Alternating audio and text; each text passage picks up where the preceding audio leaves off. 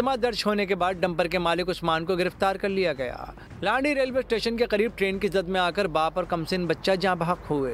हादसे में जानते जाने वाले शख्स की शनाख्त 50 साला मोहम्मद सईद के नाम से हुई। कराची में डंपर और टैंकर्स की वजह से शहरियों की अमवात से हुकूमत ने बगैर फिटनेस सर्टिफिकेट्स वाले डंपर्स के खिलाफ क्रैकडाउन का ऐलान कर दिया। तर्जुमान नादिर कबूल ने कहा कि बगैर ड्राइविंग लाइसेंस वाले ड्राइवरों को गिरफ्तार किया जाएगा। पिछले कुछ दिनों से जो ट्रैफिक में हादसात की इंक्रीज रिपोर्ट हुई है, उस पर हुकूमत ने नोटिस लिया है और खदशा जाहिर किया है। ये काफ़ी अलार्मिंग सिचुएशन बन चुकी है जिसमें मासूम शहरियों की जान जा रही है और हुकूमत इस पे स्ट्रिक्ट एक्शन अगले 1-2 दिनों में स्टार्ट करने वाली है। एक्साइज अगले 1-2 दिन में एक ऑपरेशन स्टार्ट करने वाली है, ये चीज़ें चेक करेगी। और अभी आपको बराह रास्त ले चलेंगे जहां इस वक्त अमेरिका में सदर डोनाल्ड ट्रंप खिताब कर रहे हैं। George Washington, the founder of our country, often called for Americans to join together in prayer, very often. And more than 2 centuries later, this morning, we heed President Washington's wisdom and follow in his mighty footsteps. He was a strong man and of great religious strength.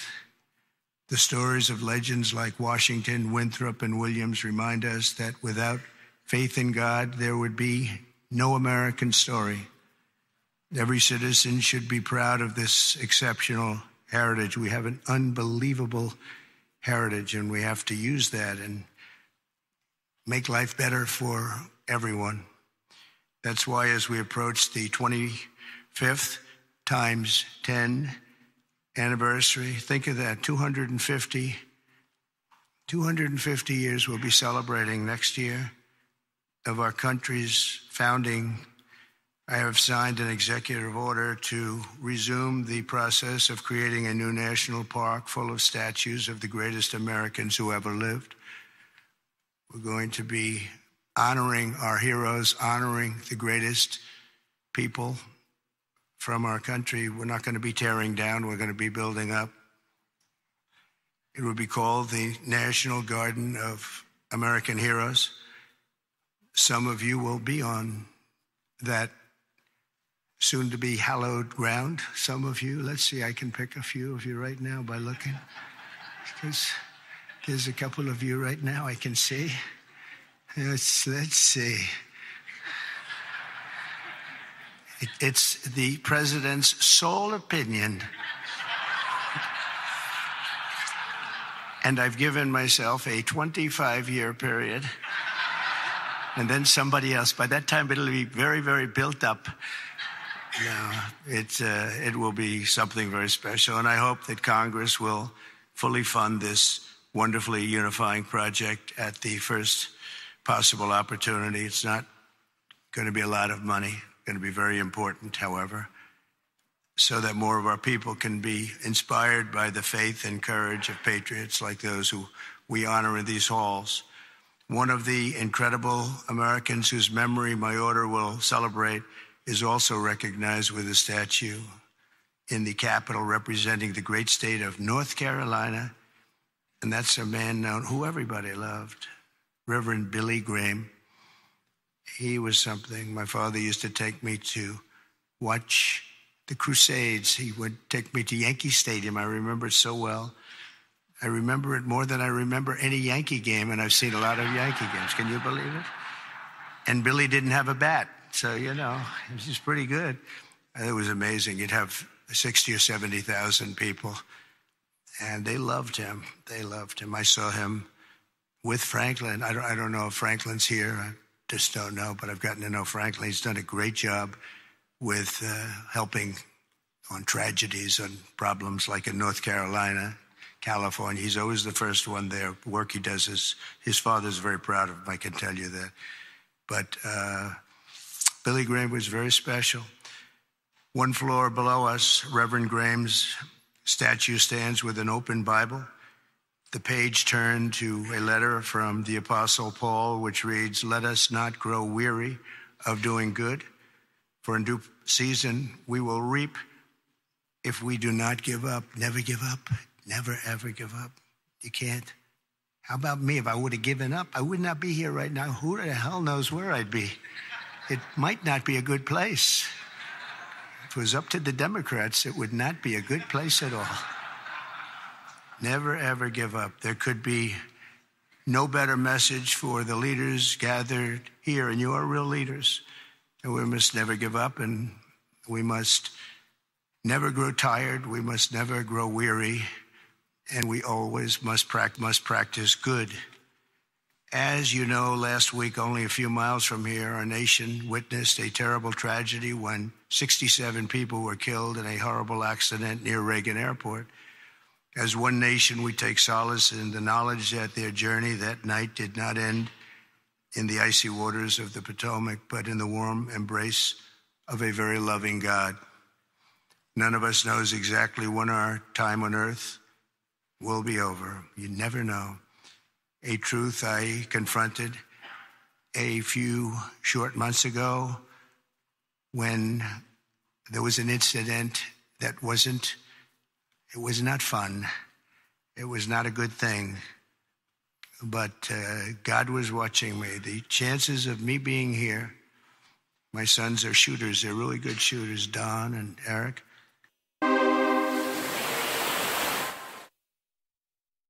National prayer breakfast की तकरीब से America में सदर Donald Trump खिताब कर रहे हैं। कहा कि आज़ादी इजहार राय का हर कीमत पर तहफ़्फ़ुज़ करना होगा। अमेरिका को पहले से ज़्यादा ताकतवर बनाएंगे। अमेरिका हमेशा कौम बनकर रहेगा।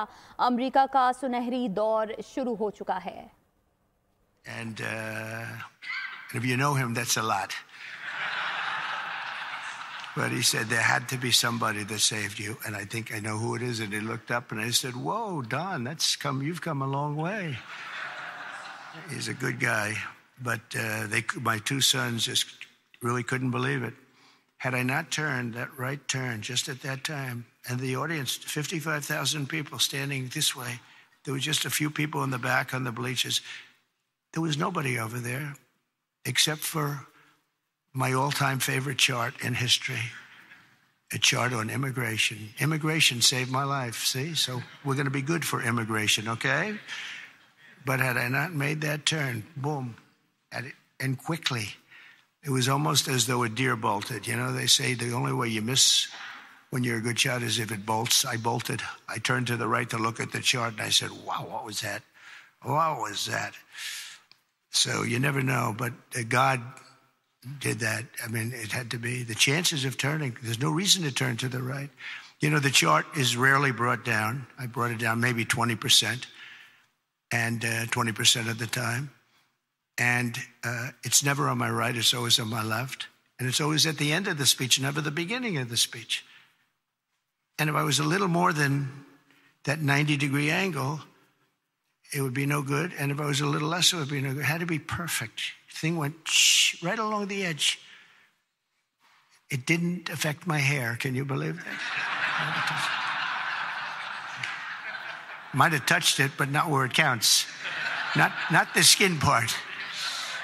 But honestly, it's a mirror. It changed something in me. I feel even stronger. I believed in God, but I feel much more strongly about it. Something happened. So, thank you. Thank you. But that event, like the tragedy last week, should remind us all that we have to make the most out of every single day that we have. Who would think that you're in space and two things collide? The odds of that happening are so small, even without proper control. We should have had the proper control. We should have had better equipment. We don't. We have obsolete equipment. They were understaffed for whatever reason. I guess the helicopter was high, and we'll find out exactly what happened. But the odds, even if you had nothing, if you had nobody, the odds of that happening are extremely small. It's like, did you ever see, you go to a driving range in golf and you're hitting balls, hundreds of balls, thousands of hours. I never see a ball hit another ball. Balls going up all over the place. You never see them hit. It was amazing that could happen. There was a lot of mistakes made, and it should have never happened. But regardless of that, it's amazing that it happened. And I think that's going to be used for good. I think what is going to happen is we're all going to sit down and do a great computerized system for our control towers, brand new, not pieced together, obsolete like it is land-based, trying to hook up a land-based system to a satellite system. And the first thing that some experts told me when this happened is you can't hook up land to satellites and you can't hook up satellites to land. It doesn't work. We spent billions and billions of dollars trying to renovate an old broken system instead of just saying, cut it loose and let's spend less money and build a great system done by 2 or 3 companies, very good companies, specialists, that's all it is. They used 39 companies. That means that 39 different hookups have to happen. And I don't know how many people of you are good in terms of all of the kind of things necessary for that. And it's very complex stuff. But when you have 39 different companies working on hooking up, different cities had different people, you need one company with one set of equipment. And there are some countries that have unbelievable air controller systems. And bells would have gone off when that helicopter literally even hit the same height because it traveled a long distance before it hit. It was just wouldn't stop. It was, follow the line. But bells and whistles would have gone off. They have them where it actually could virtually turn the thing around. It would have just never happened if we had the right equipment. And one of the things that's going to be, I'm going to be speaking to John and to Mike and to Chuck and to everybody. We have to get together and just, as a single bill, just pass where we get the best control system. When I land in my plane, privately, I use them from another country because my captain tells me, I'm landing in New York and I'm using a system. I won't tell you what country, but I use a system from another country because the captain says this thing is so bad, it's so obsolete, and we can't have that. So we're going to have the best system and a lot of money, but it's not that much money. And it'll happen fast and it'll be done by total professionals. And when it's done, you're not going to have accidents. It's just they're virtually not possible to